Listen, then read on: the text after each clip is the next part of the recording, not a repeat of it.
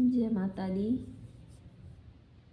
इस संसार में विचारों का प्रभाव मनुष्य जीवन को बहुत ही प्रभावित करता है।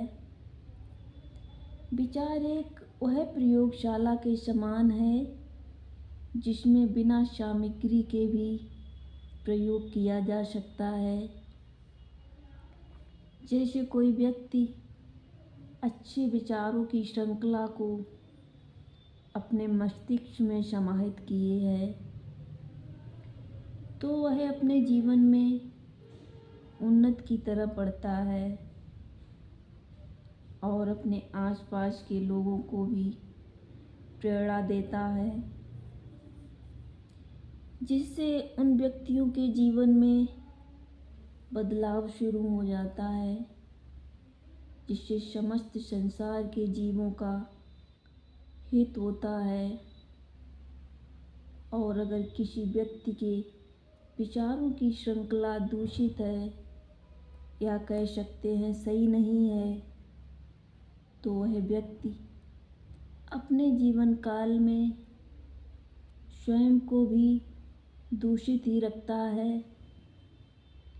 जैसे पूर्व समय में कोई पतिव्रता स्त्री राम राम कहकर सती होती थी और वहीं पर खड़े तमाशा देखने वाले व्यक्ति भी राम राम कहते थे, लेकिन यहाँ उनके विचारों में अंतर था,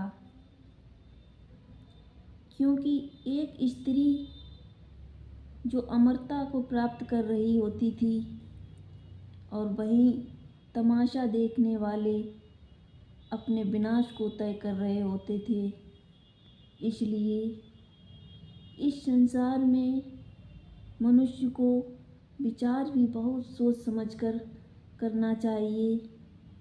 इस संसार में अत्याचारी बहुत मिलेंगे, लेकिन विचारी बहुत कम मिलते हैं। लेकिन एक शुद्ध विचारवान व्यक्ति हजारों अत्याचारियों पर भारी पड़ जाता है। जब व्यक्ति को अपने विचारों की श्रेष्ठता की परख हो जाती है तो वह बाहरी कल्पनाओं को छोड़कर अपने मन की गति में घूमकर अपने आप को और अपनी चैतन्य शक्ति को विचारों द्वारा जागृत कर लेता है। जैसे कि यदि आग में पैर न डालें तो केवल आग आग कहने से पैर नहीं जलेगा। इसी प्रकार मनुष्य को अपने जीवन में विचारों को इतना शुद्ध रखना चाहिए जिससे वह अपना आत्मचेतन अविनाशी आत्मस्वरूप को प्राप्त हो जाए।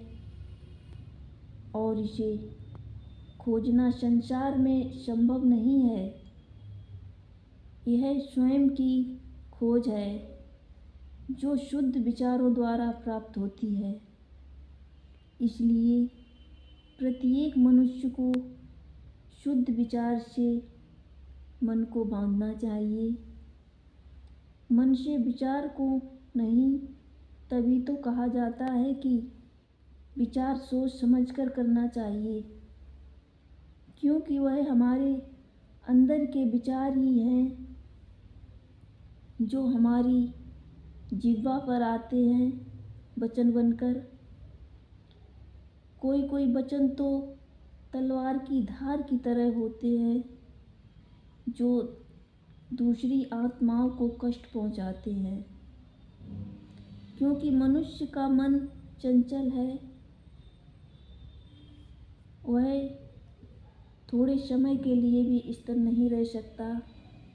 इसलिए अपने मन को ईश्वरीय नाम से बांध कर रखना चाहिए, जिससे हमारे विचारों में शुद्धता स्वतः ही आ जाएगी,